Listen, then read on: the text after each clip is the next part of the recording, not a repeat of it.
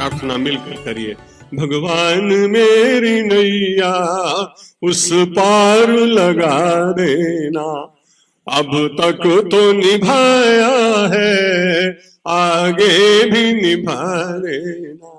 दल बल के साथ माया घेरे जो मुझे आकर, तो देखते न रहना, झट आके बचा लेना। भगवान मेरी नैया उस पार लगा देना। संभव है झंझटों में मैं तुमको भूल जाऊं, पर नाथ कहीं तुम भी मुझको न भुला देना। भगवान मेरी नैया उस पार लगा देना। तुम देव मैं पुजारी, तुम इष्ट मैं उपासक, ये बात अगर सच है सच करके दिखा देना। भगवान मेरी नैया उस पार लगा देना, अब तक तो निभाया है आगे भी निभा देना। शंकर भगवान की, रामचंद्र भगवान की, कृष्णचंद्र भगवान की, गायत्री माता की, गीता माता की, जगदम्बे माता की, पवन सुत हनुमान की, सब संतों की, भारत माता की, धर्म की, अधर्म का, प्राणियों में, विश्व का, हर हर महा। बोलो गुरुदेव भगवान की, गुरुदेव भगवान की।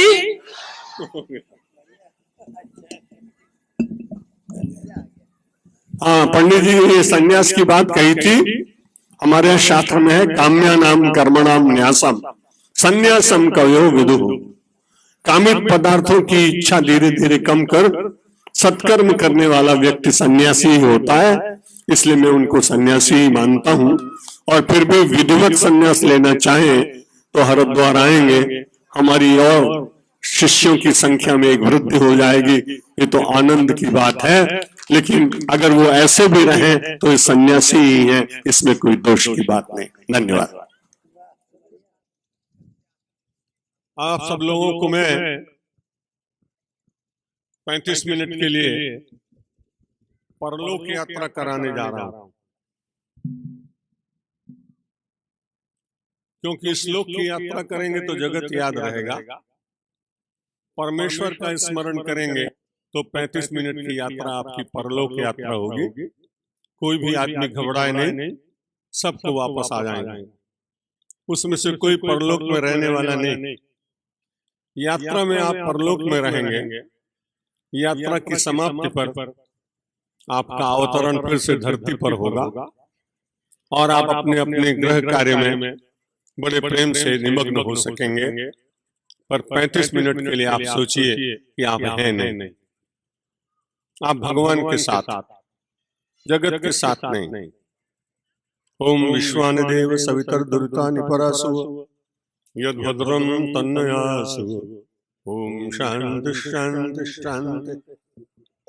कल्याणानां निधानं कलिमलमथनं पावनं पावनानां पाथेयं यन्मुमुक्षो सपदि परपद प्राप्तये प्रस्थितस्य विश्रामस्थानमेकं कविवर वचसां जीवनं सज्जनानां बीजं धर्मधर्मस्य प्रभवतु भवतां भूतये रामनाम। यस्याङ्गे विभाति भूधरसुता देवापगामस्तके भाले बालविधुर्गले च गरलं यस्योरसदुर्व्यालराट्। सोऽयं भूतिविभूषण सुरवरः सर्वाधिपः सर्वदा सर्वः सर्वगता शिवः शशिनिभः श्रीशङ्करः पातु माम्। मूकं करोति वाचालं पंगुं लंघयते गिरिं यत्कृपातमहं वन्दे परमानंद माधवम्। परम सम्माननीय शास्त्री स्वामी अखिलेश्वरानंद जी महाराज, आदरणीय स्वामी मनीषानंद जी महाराज, परम विद्वान यज्ञाचार्य वेदाचार्य, समस्त शास्त्रों के ज्ञाता आदरणीय श्री राम मिश्र जी, संतोष कुमार जी मित्रा जी, बाबा कृष्णानंद जी, ललित वाजपेयी जी, सुरेंद्र नाथ लाल जी, कमला शंकर त्रिपाठी श्री नारद जी, विधभूषण त्रिपाठी जी, गायत्री परिवार ऋणपीठ के समस्त सदस्यगण, वीरेंद्र नारायण शुक्ल जी, समन्वय परिवार द्वारा समन्वय विद्या मंदिर की प्रधानाचार्य श्रीमती गीता देवी और उनके साथ की सभी अध्यापिका बहनों, समन्वय परिवार के सदस्यगण, सनातन धर्म में विश्वास रखने वाले समस्त नागरिक बंधुओं और सम्माननीय मातृशक्त, अपने मन को समाहित करने के लिए क्षण भगवान का पवित्र नाम ले लें, क्योंकि कलयुग में सबसे बड़ा साधन मनुष्य की शांति के लिए और भावसागर से पार जाने के लिए वही लिखा गया है। कलयुग केवल नाम आधारा, सुमिर सुमिर नर उतरहि पारा, नाम लेत भव सिंधु सुखाहि, करहु विचार सुजन मन माहि। गोस्वामी जी महाराज सज्जनों के लिए बात कहते हैं, विचार करने की बात है। सुजन मन माहि, दुर्जन तो विचार ही नहीं करेगा, उसे राम अच्छा ही नहीं लगेगा, वो तो शोक धाम तज काम, ये विचार भी नहीं कर सकता है। कामनाओं में लिपटा हुआ व्यक्ति राम के पास बड़ी कठिनाई से पहुंचता है, क्योंकि जहां कामना है वहां राम कैसे आए। जहां काम तहां राम नहीं, और जहां राम नहीं काम, तुलसी कबहू के रह सके, रवि रजनी कुटाम। किसी व्यक्ति ने कहा रात्रि बड़ी अच्छी लगती है, थोड़ी देर के बाद उसने कहा कि रात्रि बड़ी अच्छी लगती है, लेकिन सूर्य भी बहुत अच्छा लगता है। मैं ऐसा चाहता हूं कि रात्रि और सूर्य दोनों साथ साथ आ जाएं। लोग उससे कहेंगे 7 जन्म मर जाओ तो भी ऐसा होगा नहीं। जहां काम है वहां राम नहीं, और जहां राम है वहां काम नहीं। जहां रात्रि है वहां सूर्य नहीं, और जहां भास्कर है वहां अंधकार नहीं। इसलिए हम सब लोग भगवान का पवित्र नाम एक क्षण के लिए लेंगे कि कामना में जीना तो है, लेकिन काम ही जीवन का सत्य न बन जाए।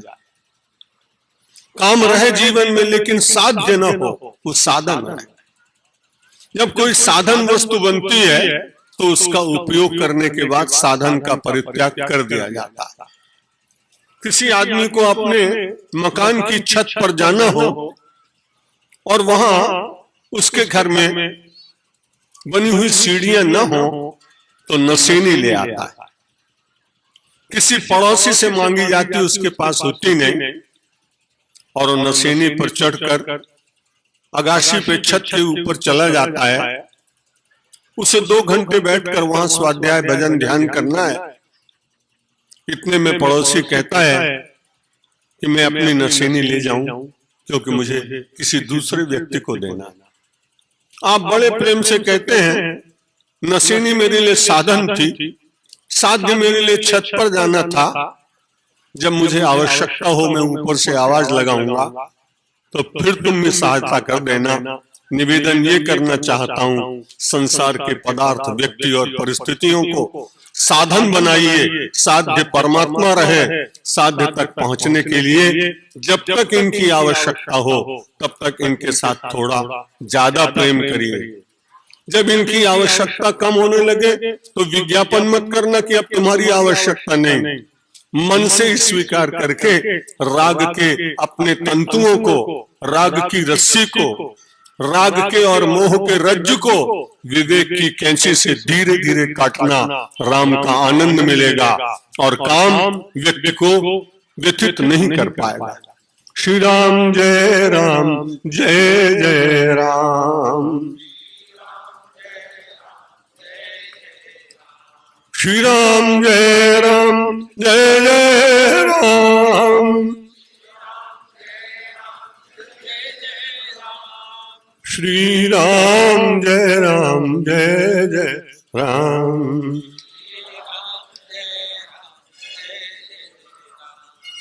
कल के प्रवचन प्रसंग में आपसे निवेदन किया गया था कि मानव और पशु संसार के पदार्थों की प्राप्ति की इच्छा में लगभग एक जैसे दिखाई पड़ते हैं।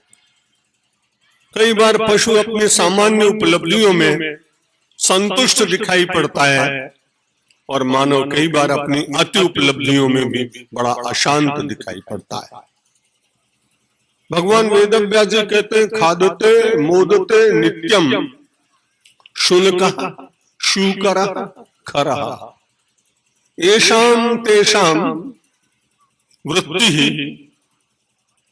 येषां वृत्तिः तु तैः समा।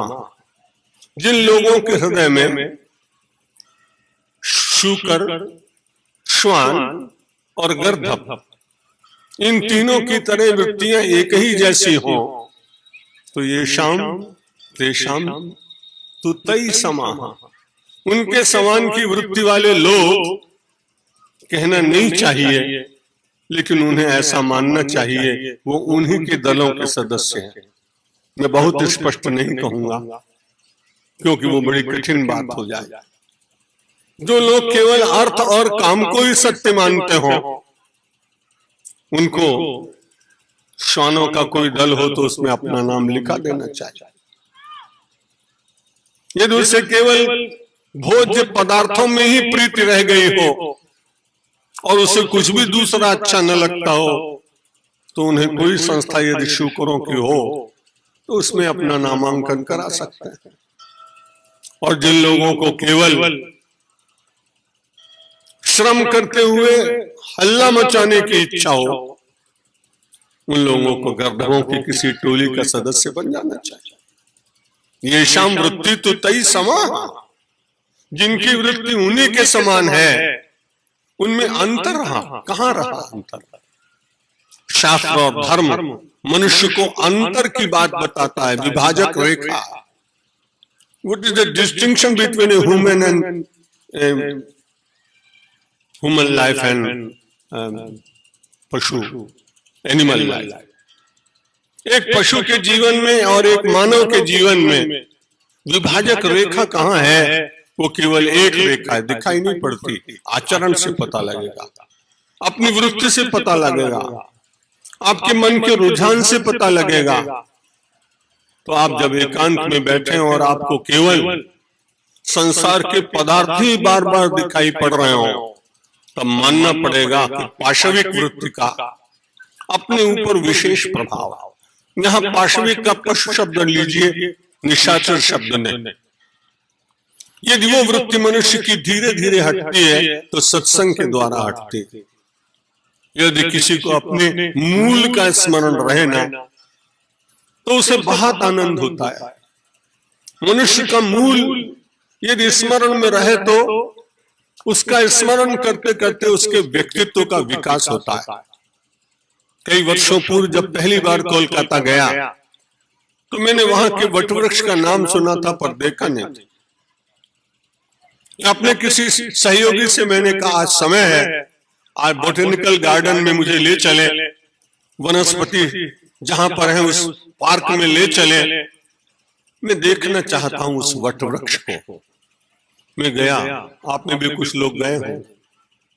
उसकी इतनी मोटी मोटी शाखाएं हो गई कि उनमें से पता लगाना कठिन है कि कौन सी शाखा मूल है। इसलिए मैंने वहां के डायरेक्टर से पूछा कि इसमें मूल कौन सा है। बोले महाराज ये तो हम नौकरी वाले लोग हैं, इतना रिसर्च करते नहीं। अब ये पता लगाने के लिए तो फिर हमें अपने पूर्व लोगों से, अधिकारियों से, किसी अनुभवी व्यक्ति से पूछना पड़ेगा। और वहां एक माली 50 वर्ष से काम कर रहा था, वो दौड़ कर आया, बोले बाबा जी क्या पूछते हैं? मैंने कहा इसमें मूल कौन सा है? बोला है कि नहीं, लेकिन इसी को लोग मानते हैं, और उसने इंगित करके मुझे बताया। मुझे बड़ा अच्छा लगा। शाखाओं को मैंने बहुत धन्यवाद दिया। मेरे कवि मन ने उनको प्रणाम किया कि मूल इतना श्रेष्ठ होने पर भी शाखाओं ने जो स्वरूप धारण कर लिया, उनमें कई कई बार ऐसा भ्रम होता है कि मूल कौन सा है और शाखा कौन सी है। यदि आपने परमात्मा का स्मरण करते करते जो विश्व का मूल है इतनी आराधना की, तो आप भी इतने श्रेष्ठ हो जाएंगे कि पता ही नहीं चलेगा कि शाखा कौन सी है, मूल कौन सा है, जीवात्मा कौन सा है और ब्रह्म कौन हो गया। ये सत्संग मनुष्य को साधारण दिखता तो है, लेकिन इसकी फलश्रुति बहुत बड़ी। इससे द्वारा मनुष्य के जीवन के अंतर विकारों का विनाश होता है। अंतर विकार जिसके जितने जितने कम होते चले जाते हैं, वो जीवन को रसपूर्वक जीता है। ऑरेंज का रस पियो तो 3 मिनट रस देगा, फंटा पी लो तो 5 मिनट, पेप्सी कोला पियो तो 2 minute, Coca Cola P low तो और कुछ, ब्राह्मी का रस पियो तो 3 मिनट, गन्ने का रस पियो तो 4 मिनट। लेकिन ये स्थायी रस तो नहीं ना। लेकिन परमात्मा का स्मरण करते करते जीवन की दुष्प्रवृत्तियों का अपने आप विनाश होते होते आपके जीवन का सदाचार आपको अपने जीवन का रस प्रदान करेगा। मैं रोज कहता हूं कि मोक्ष और स्वर्ग की बात छोड़िए, है वो बिल्कुल सत्य, लेकिन आज के विज्ञान के युग में लोग उसको इतनी जल्दी मानेंगे नहीं। इसलिए आप तो वो करिए जिससे आपका जीवन आस्वाद से परिपूर्ण हो जाए। पहले भी लोग योगाभ्यास करते थे, लेकिन जब से स्वामी रामदेव ने उसका अधिकाधिक प्रचार किया, अब लोगों को योग के प्रति विश्वास बढ़ गया, क्योंकि उसे लोग स्वयं करने लगे। मुझे भी उनके कई कार्यक्रमों का उद्घाटन करने का अवसर मिला। आपने कई बार मुझको टेलीविजन में देखा भी होगा। मैंने उनसे चर्चा की, बोले योग हम नया थोड़ी दे सकते हैं, लेकिन उसका अभ्यास करने का, उसका सरलीकरण करके समाज को समाज की भाषा में प्रत्यक्ष देने का प्रयत्न करने के कारण मुझको यश मिल गया, क्योंकि लोगों को उसमें रस की प्रतीति हुई। मैं भी आपसे विनम्रता पूर्वक निवेदन करता हूं कि रोज 5 मिनट भगवान का स्मरण करो। जो मंत्र आपको अच्छा लगता है उसका जप करो। योगाभ्यास करने से आपका तन ठीक रहेगा और मंत्र जाप और गीता रामायण के स्वाध्याय से आपका मन ठीक रहेगा, और जिसका मन ठीक रहता है उसी का संसार ठीक रहता है। मन को ठीक करने का कोई औषधालय बना ही नहीं। मन को ठीक रखने का तो केवल एक औषधालय है, परमात्मा की उपासना। क्योंकि उपासना का अर्थ ही होता है आप भगवान के निकट बैठते हैं। आप जिसके निकट बैठते हैं उससे आपको जो कुछ प्राप्त होता है निकटता के कारण प्राप्त होता है। यदि आप हिमालय में चले जाएं तो आपको ठंड लगने लगेगी, क्योंकि हिमालय की शीतलता के निकट पहुंच गए। और यदि आप भिलाई में फैक्ट्री के बॉयलर के सामने खड़े हो जाएं तो आपको पसीना आने लगेगा। माघ महीने में भी आ सकता है। क्यों? क्योंकि आपने जिसकी निकटता ली वो अग्नि और उष्णता से भरा हुआ था। ठीक इसी प्रकार यदि आपने दुर्गुणी व्यक्ति के साथ मैत्री बढ़ाई तो उसके दुर्गुण आपके चांचल्य और आपके जीवन की अशांति को बढ़ा देंगे। यदि आपने सद्गुणों के साक्षात स्वरूप परमात्मा और उनकी करुणा पर विश्वास करते हुए आपने केवल जीवन का कम से कम समय दिया, तो परमात्मा की वो उपस्थिति जो उन काल में उस क्षण में होती है, जिसे उपासना कहा जाता है, उसकी निकटता प्राप्त होने के कारण परमात्मा के सारे सद्गुण धीरे धीरे व्यक्ति के भीतर आते हैं और परमात्मा कभी दुखी नहीं होता।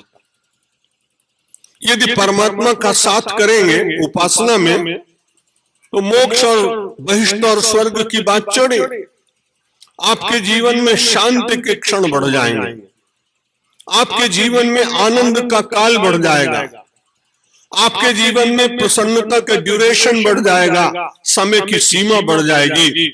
और ऐसा बहुत लोगों ने अनुभव किया। यदि मैं व्यास, वशिष्ठ, कपिल, कणादि, भृगु इन सब ऋषियों की बात कहूं तो बहुत सारे लोग कहेंगे कि किसने देखा है? जब राम को ही नहीं मानते तो ऋषियों को कौन मानेगा? लेकिन यदि मैं आपको आधुनिक काल के लोगों का उदाहरण दूं तो आपको विश्वास होगा। स्वामी विवेकानंद कलकत्ता यूनिवर्सिटी के फर्स्ट क्लास ग्रेजुएट थे, इतने सुंदर थे, इतनी अच्छी वीणा बजाते थे, व्यक्तित्व के धनी थे। रामकृष्ण परमहंस के पास 5 मिनट के भीतर प्रभावित होने के बाद उन्होंने अपने जीवन में एक संकल्प लिया कि मैं अपना यह जीवन ईश्वर और सेवा, समाज, इन दोनों के लिए अर्पित कर दूं। 39 वर्ष की आयु में तो महापुरुष चला गया संसार से, और 39 वर्ष में इतना कार्य करके गए जितना कोई शायद 200 वर्ष में न कर पाए। कोई ऐसा ग्राम नहीं, कोई ऐसा नगर नहीं जहां स्वामी विवेकानंद का पुस्तकालय, कॉलेज, यूनिवर्सिटी या कोई रोड या कोई ग्राम या कोई प्रोजेक्ट या कोई परिकल्पना ना हो। अब कोई आदमी पूछे कि उस जमाने में, अंग्रेजों के जमाने में, इतनी अच्छी अंग्रेजी बोलने वाला, जिनकी वोकेबुलरी इतनी स्ट्रांग थी कि उनको पढ़ने के लिए आदमी को बार बार आज भी डिक्शनरी कंसल्ट करनी पड़ती। इतना विद्वान व्यक्ति, कोई पागल तो नहीं था वो। उसने अपनी तरुणाई क्यों दे दी कि जिसके पास बैठे उस महापुरुष के भीतर से जो आध्यात्मिक ज्ञान की किरणें फूटी, उसने स्वामी विवेकानंद के जन्म जन्मांतर के अंधकार को मिटा दिया और एक अध्यात्म का सूर्य उस तरुण के भीतर प्रकट हो गया। उसने अपनी तरुणाई दे डाली। अगर किसी ऋषि की बात कहूं तो कहेंगे लोगों ने देखा नहीं, लेकिन स्वामी विवेकानंद को बहुत लोगों ने, जो उत्तर वय के लोग हैं, उन्होंने उनके दर्शन किए। दूसरी ओर आप देखें, महर्षि अरविंद 17 वर्ष इंग्लैंड में पढ़े, आईसीएस करने के लिए गए थे। उनके पिता चाहते थे कि पूरा अंग्रेजों का एक संस्करण बन के लौटे, और हिंदुस्तानियों से तो बात भी नहीं करने देते थे। इतनी ज्यादा अंग्रेजों के प्रति वो समर्पित थे। जब महर्षि अरविंद, उस समय तो अरविंद थे केवल, जब इंग्लैंड गए तो वहां उन्होंने देखा कि बड़ी विचित्र बात है, जिस देश में मैं आया हूं और जिस देश का मैं नागरिक हूं, उन अंग्रेजों की मुझे सेवा करनी है जिन्होंने यहां लिखा हुआ है, Indians and dogs are not allowed on this road, in this restaurant.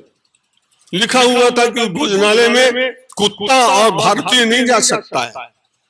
सड़कों पर लिखा हुआ था भारतीय उस पर नहीं चल सकता है।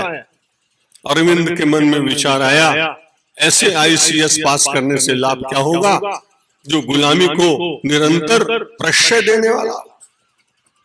इंग्लैंड में तो पास हो गए, बनना नहीं चाहते थे कलेक्टर उस समय, बहुत कोई था ही नहीं इंडियन में से, कोई एक आधा कभी हो तो। लेकिन जब लौटे, एक परीक्षा शेष रह गई थी, प्रश्न पत्र, हॉर्स राइडिंग का, घोड़े पर सवारी करना। बोला और परीक्षा तो मैंने लिख के दी, मुझे पास होना ही था, क्योंकि पिताजी को इतना पैसा खर्च किया। जब लौट के आए तो उनको विक्टोरिया पार्क में 2, 4, 10 बार घोड़े पर बिठाया गया। वो हर बार गिर जाते थे जानबूझ के, क्योंकि अंग्रेज की नौकरी नहीं करनी थी। स्वतंत्रता की ज्योति ऐसी मन में जल रही थी कि उनके साथ नहीं रहना था। दुर्भाग्य ऐसा, काल ऐसा, उनके पिता का स्वर्गवास हो गया और मन में बैठी हुई चिंगारी प्रकट हुई, और अरविंद घोष जो 17 वर्ष इंग्लैंड में पढ़ के आए थे, वो रिवोल्यूशनरी बन गए, क्रांतिकारी बन गए। कुछ मित्रों को एकत्र करके बम बनाया, अलीपुर बम कांड में पकड़े गए, लेकिन अंग्रेज न्यायाधीश ने कहा कि इनके पिता अंग्रेजों के बड़े भक्त रहे हैं, इसलिए इनको न तो प्राणदंड दिया जाएगा, न लाइफ इम्प्रिजनमेंट होगी, आजीवन कारावास भी नहीं होगा, केवल इतना ही है, इनको एक्साइलमेंट दे दिया जाए, इनको देश निकाला दे दिया जाए। उस समय पांडिचेरी में फ्रेंच रूल था, फ्रांस का शासन था, इसलिए अरविंद जी को पांडिचेरी भेज दिया गया। पूरे 12 वर्ष तक साधना करने के बाद भगवान का दर्शन किया, एक नई फिलॉसफी का स्कूल शुरू हो गया। अगर पांडिचेरी आप गए हो तो देखें, आदि पांडिचेरी अरविंद जी के नाम से है। मैं पुराने ऋषियों का प्रमाण नहीं दे रहा हूं, उनका प्रमाण दे रहा हूं जिन्होंने अंग्रेजी के माध्यम से अपनी पूर्ण शिक्षा की और बड़े निष्णात लोग थे, वे पागल नहीं थे। उन्होंने विचार किया कि परमात्मा का साथ करने से जो आनंद मिलता है वो विश्व का साथ करने से नहीं मिलता, और उन्होंने ईश्वर को अपना जीवन समर्पित किया। मैं आपसे नहीं कह सकता हूं कि आप वैसा ही करिए, पर मैं आपसे निवेदन कर सकता हूं कि उन्होंने जीवन भर ईश्वर के लिए अर्पित किया, तो आप कम से कम अपने जीवन के 10 मिनट प्रार्थना, उपासना और संध्या में नित्य समर्पित कीजिए, आपको भी आनंद मिलेगा। क्योंकि परमात्मा के यहाँ अन्याय नहीं, परमात्मा बहुत न्यायपूर्वक संसार में देता है, और कई बार आपको न भी मिल पाए तो आप निराश मत हो, क्योंकि विज्ञान के युग में तो आप बड़े अभ्यासी। पहले तो धक्का मुक्की करके लोग टिकट खरीदते थे, अब आजकल तो क्यू में खड़ा होना पड़ता है। चाहे बैंक में जाओ, चाहे एयरपोर्ट पे जाओ, चाहे बुकिंग ऑफिस में जाओ, और जब आपका नंबर आता है आप पैसा देते हैं, विंडो पर बैठा हुआ क्लर्क या स्टेशन मास्टर जो भी हो अधिकारी, वो आपको टिकट दे देता है। लेकिन आपके नंबर लगने में यदि 30 मिनट लग गए तो आप घबराते नहीं। और आज जब हम प्लेन में बोर्डिंग करते तो हमारे साथ भी ऐसा ही होता, हमसे आगे 50 यात्री होते हैं लेकिन हम चुपचाप खड़े रहते हैं। वहां बिल्कुल याद नहीं आती कि मैं कभी शंकराचार्य था या आज मंडलेश्वर हूं, वहां पैसेंजर होता हूं। और मुझे समाज के इस नियम को मानने में अच्छा लगता है। तो मानो आपको उपासना करते करते कुछ नहीं मिल पा रहा हो, तब सोच लेना कि क्यों मैं खड़ा हूं, अगले को मिल रहा है, अब अपना नंबर आने ही वाला है। ऐसा विश्वास रखोगे तो निराशा नहीं आएगी, डिप्रेशन नहीं होगा। हरदम ईश्वर के प्रति विश्वास, आस्था, निष्ठा बनी रहेगी, और जिसके मन में निष्ठा होती है मेरे भाई, उसी की संसार में प्रतिष्ठा होती है, बाकी लोगों की नहीं होती। जो अपनी निष्ठाओं को तोड़ते रहते हैं, मरोड़ते रहते हैं, कभी जागृत रखते हैं और कभी सुला देते हैं, ऐसे चंचल निष्ठावान व्यक्तियों की उपलब्धि बहुत कम होती है। लेकिन जिनके मन में संपूर्ण निष्ठा जागी, वो अपनी निष्ठा के बल पर परमात्मा को धरती पर बुला लेते हैं। एक छोटे से बालक के मन की निष्ठा ही तो थी, जो हाथी के पैरों से दबाया गया, जो पत्थरों के नीचे रख दिया गया, जिसको फेंका गया पर्वत से, और उसका बाप उससे पूछता है, अभी बच गया ठीक है, लेकिन इस लोहे के खंबे में तेरा भगवान है क्या? प्रहलाद ने उत्तर दिया, यदि ओम परमात्मा सर्वत्र विद्यते अस्मिन स्तंभे कस्मात् न। प्रति प्रश्न करता है छोटा सा बालक, भारतवर्ष का निष्ठावान, अपने पिता से कहता है मेरा भगवान सर्वत्र है, और यदि वो सर्वत्र है तो तुम्हारे इस लोहे के खंबे में नहीं है, ऐसा मैं नहीं मानता हूं। जब ये उत्तर दिया तो उसने क्रोध में आकर और हिरण्यकशिप ने उस बालक की निष्ठा की मानो परीक्षा ली, और जैसे लोहे के खंभे को स्पर्श कराया, तर तर तर करके नृसिंह भगवान प्रकट हो गए। निष्ठा में बल है, ये लोहे के खंभे से भगवान प्रकट कराता है। रामकृष्ण देव ने तलवार उठा ली रात को 12 बजे,